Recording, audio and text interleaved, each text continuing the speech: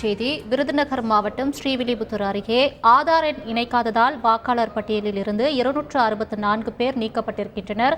அவர்களுக்கு வாக்களிக்க அனுமதி வழங்க கோரி நீக்கப்பட்டவர்கள் போராட்டத்தில் ஈடுபட்டிருக்கின்றனர். இது தொடர்பான மேலும் விவரங்களை தருவதற்காக எமது செய்தியாளர் கார்த்திக் இணைப்பில் இருக்கிறார். கார்த்திக், வணக்கம். தற்பொழுது அப்பகுதியில் வாக்களிக்க அனுமதி வழங்க கோரி போராட்டமானது நடைபெற்று வருகிறது. இது தொடர்பாக அம்மாவட்ட தேர்தல் அதிகாரிகள் என்ன தெரிவிக்கின்றனர்? கூடுதல் விவரங்கள்.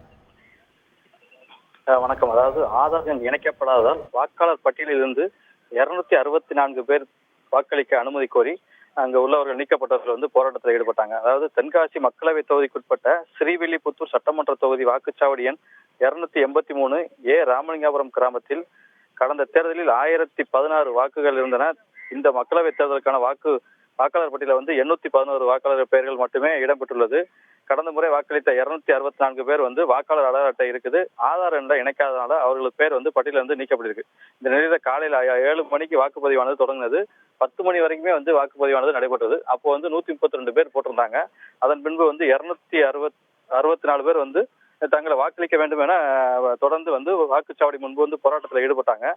வாக்காளர் அடையாள அட்டை வாக்களிக்க வந்த பலரும் வாக்காளர் பட்டியலில் பெயர் இல்லை என கூறி அதிகாரிகள் வாக்களிக்க அனுமதி மறுத்தனர். இதனால் அதிகாரிகள் வாக்குவாதத்தில் ஈடுபட்ட பொதுமக்களை வாக்காளர் அடையாள அட்டை இருந்தாலும் சாலை மறியலில் வீசி எறிந்து போராட்டத்தில் ஈடுபட்டாங்க.